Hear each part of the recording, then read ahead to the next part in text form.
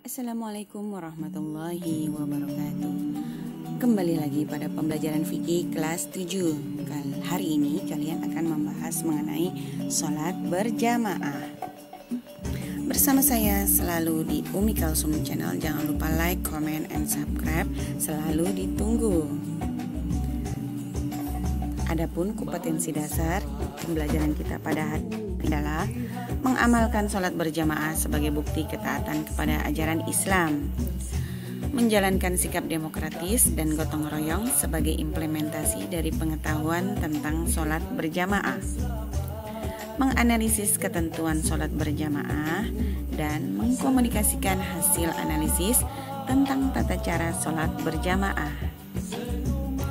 Sedangkan tujuan pembelajaran kita pada hari ini, setelah mengikuti pembelajaran hari ini, diharapkan kalian dapat menjelaskan pengertian sholat berjamaah, menguraikan syarat sahnya imam dalam pelaksanaan sholat berjamaah, membedakan posisi makmum sebagai akibat dari perbedaan jumlah makmum dalam sholat berjamaah, menguraikan tata cara mengganti imam di tengah berlangsungnya sholat berjamaah, dan membedakan cara mengingatkan imam yang lupa bagi makmum laki-laki dan makmum perempuan. Mari sama-sama kita mulai pembelajaran kita pada hari ini dengan mengucapkan basmalah. Bismillahirrahmanirrahim. Coba kalian perhatikan gambar berikut. Ya, gambar berikut merupakan gambar seseorang yang sedang melaksanakan sholat berjamaah. Selalu ada hikmah yang berupa manfaat-manfaat secara sosial di balik rangkaian ibadah yang kita laksanakan. Selama dalam pelaksanaannya dilakukan secara bersungguh-sungguh dan penghayatan yang mendalam, merupakan termasuk ibadah kepada Allah Subhanahu wa Ta'ala dalam bentuk pelaksanaan sholat berjamaah. Nah, tahukah kalian kepatuhan untuk menjalani sholat berjamaah dengan sungguh-sungguh dan penuh penghayatan berarti telah mempersiapkan diri kalian menjadi pemimpin di masa depan. Jika mengikuti ketentuan hukum Islam, berjamaah sama artinya dengan menerapkan asas persamaan kepada seluruh umat manusia tanpa mendukung atau memandang status sosial dan ekonominya. Berjamaah juga melatih diri kita tentang bagaimana seharusnya memilih pemimpin yang baik di mata Allah Subhanahu wa Ta'ala, dan termasuk juga bagaimana kalian nantinya akan menjadi pemimpin yang akan mengayomi dalam memberikan pelayanan kepada umatnya kelak.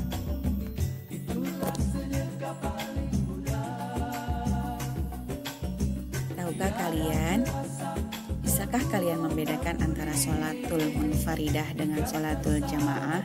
Ya, sholatul munfaridah adalah sholat yang dilakukan secara sendiri, sedangkan sholatul jamaah merupakan sholat yang dilakukan secara bersama-sama, yaitu paling sedikit 2 orang atau lebih sebagai satu kesatuan.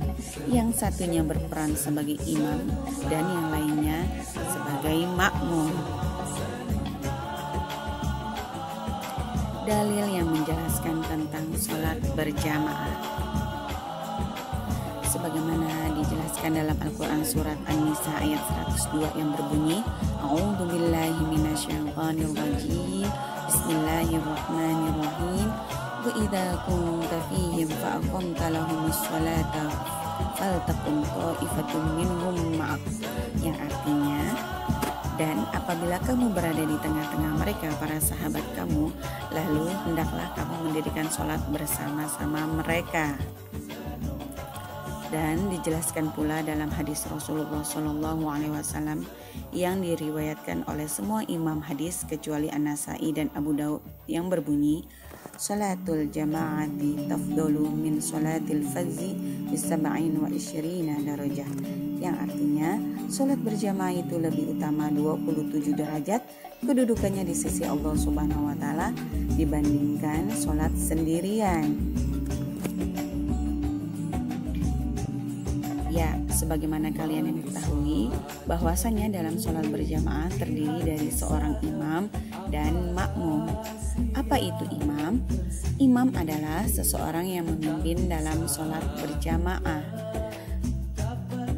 Imam harus memiliki syarat-syarat yang menjadikan sholat berjamaah sah hukumnya. Syarat-syarat menjadi imam yang pertama adalah Islam. Imam haruslah orang yang beragama Islam. Yang kedua adalah berakal, artinya imam tersebut tidak gila. Yang ketiga, mumayyiz. Mumayyiz merupakan seseorang yang bisa membedakan antara hal-hal yang dianggap baik dan hal-hal yang dianggap buruk. Yang keempat, imam haruslah berjenis laki-laki jika makmumnya laki-laki. Imam dalam keadaan tidak berhadas kecil maupun tidak berhadas besar. Dan hendaknya imam memiliki bacaan yang bagus serta mengetahui rukun-rukun sholat dengan baik. Dan terakhir, imam tidak dalam posisi sebagai makmum. Sedangkan syarat-syarat untuk menjadi makmum adalah yang pertama, berniat menjadi makmum yang ditujunya bersamaan dengan pelaksanaan takbiratul ihram. Yang kedua, makmum hendaklah juga harus beragama Islam. Yang ketiga, berakal atau tidak gila. Yang keempat, mumayyiz. Yang kelima, mengetahui gerakan dan bacaan imam. Dan terakhir, makmum hendaklah mengikuti gerakan-gerakan imam.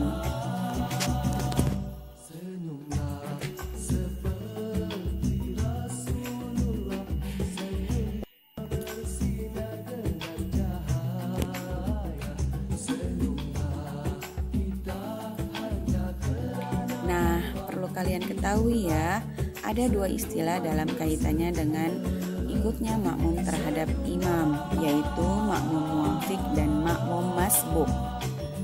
Nah, menurut kita, unsur-unsur atau aspek-aspek apa sajakah yang terkandung dalam kedua istilah tersebut? Yang pertama adalah makmum muwafiq. Muwafiq secara bahasa adalah sesuatu yang selaras atau sepandan. Artinya, makmum muwafiq adalah makmum yang mengikuti gerakan sholat imam sejak takbiratul ihram atau sejak rakaat pertama. Sedangkan yang disebut dengan makmum masbuk adalah masbuk bermakna dasar adalah sesuatu yang tertinggal.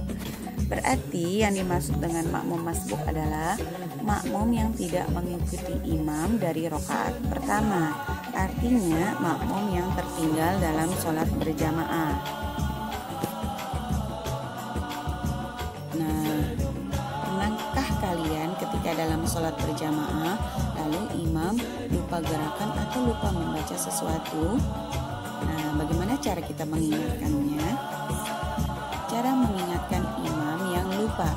Bagi makmum laki-laki yang mendapati kelupaan imam dalam bacaan maupun gerakan, cukup membaca Subhanallah, artinya Maha Suci Allah.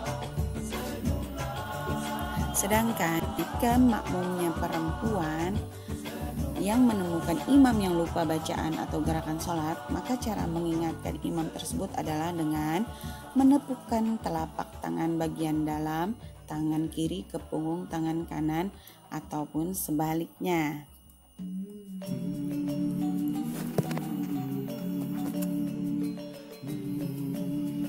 Nah, perlu kalian pahami juga ya, bagi perempuan menepuk tangannya dengan niat mengingatkan, maka itu diperbolehkan. Namun, jika dibarengi dengan niat bermain-main, maka sholatnya menjadi tidak sah.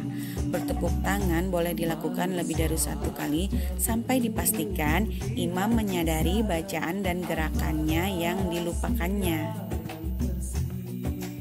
Alhamdulillahirrabbilalamin. Selesai sudah kita mengenai sholat berjamaah.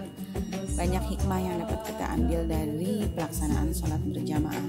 Di antaranya adalah akan dapat saling mengenal dan saling memahami di antara banyak jamaah yang melakukan sholat di dalam masjid. Dapat untuk saling menghargai dan memiliki rasa peduli dan saling menghormati. Dan sesama para jamaah juga akan merasa sebagai satu keluarga, saling menghargai rasa peduli dan saling menghormati dan menjadikan syiar agama Islam.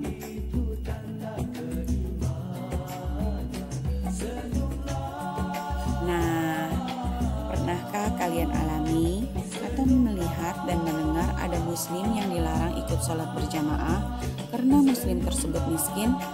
Atau pernahkah pula kalian melihat orang Jawa ditolak ikut sholat berjamaah di masjidnya orang Melayu, Ambon, atau orang Batak? Nah, pertanyaan-pertanyaan inilah yang akan mengantarkan kita bagaimana hikmah dari sholat berjamaah. Seluruh jamaah dari latar belakang sosial, ekonomi, dan etnik maupun ras menjadi satu kesatuan di bawah kepemimpinan seorang imam. Berjamaah dengan penghayatan yang mendalam akan membentuk kepribadian pemimpin yang adil di masyarakat maupun di negara. Dengan sholat berjamaah, maka kalian juga belajar memberikan hak yang sama kepada seluruh rakyat tanpa membeda-bedakan, entah itu harta, entah itu adat, dan lain-lain. Pergi berburu sambil berkemah, membawa tali untuk mengikat. Tunaikan sholat secara berjamaah karena disaksikan oleh para malaikat. Sekian dari saya di Umi Kalsum Channel. Jangan lupa like, comment, and subscribe. Ditunggu. Wassalamualaikum warahmatullahi wabarakatuh.